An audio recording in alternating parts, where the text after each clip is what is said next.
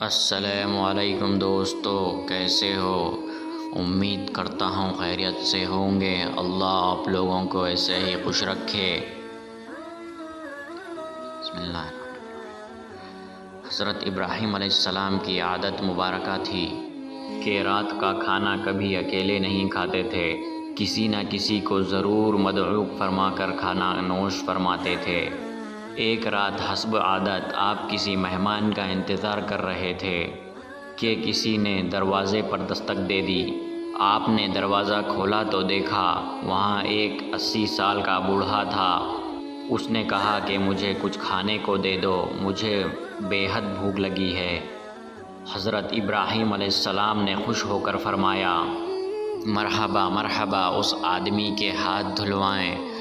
اس کے سامنے کھانا رکھا اور کہا بسم اللہ کیجئے۔ وہ بوڑھا بولا، میں بسم اللہ نہیں پڑھوں گا کیونکہ میں مجوسی ہوں۔ حضرت ابراہیم علیہ السلام نے غصے میں آ کر کہا، کھڑے ہو جاؤ، میں مجوسی کے ساتھ کھانا پسند نہیں کرتا۔ وہ بوڑھا چلا گیا۔ ادھر پلک جھپکتے ہی حضرت جبرائیل علیہ السلام آئے اور بولے، اللہ نے فرمایا، اے ابراہیم علیہ السلام، منکر تو وہ میرا ہے۔ میں نے تو 80 سال میں کبھی بھی اس کا رزق نہیں روکا۔ 80 سال سے وہ میری نافرمانی کر رہا ہے،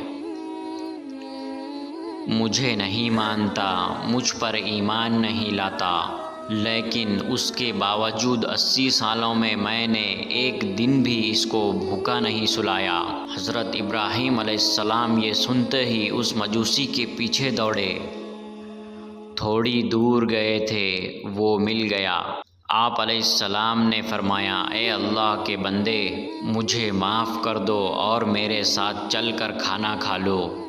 آپ کی وجہ سے اللہ مجھ سے سخت ناراض ہو گیا ہے۔ مجوسی بولا کہ کون اللہ؟ آپ علیہ السلام نے فرمایا، وہ ذات جس نے ساری کائنات کو پیدا کیا ہے، اللہ وہ ہے جس نے ہر شے کو تخلیق کیا اور خوبصورت شکل میں ڈالا۔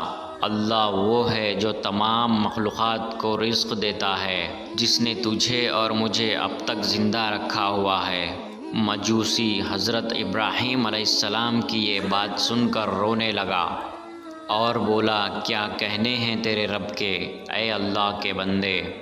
تیرے رب کا تو اخلاق بہت اعلیٰ اور عظیم ہے۔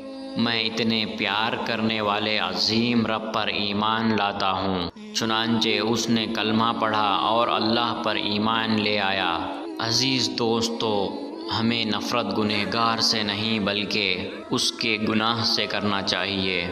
جو کوئی بھی انسان کسی گناہ میں مبتلا ہو، ہمیں اس سے نفرت نہیں کرنی چاہیے بلکہ اس کے لیے ہدایت کی دعا کرنا چاہیے۔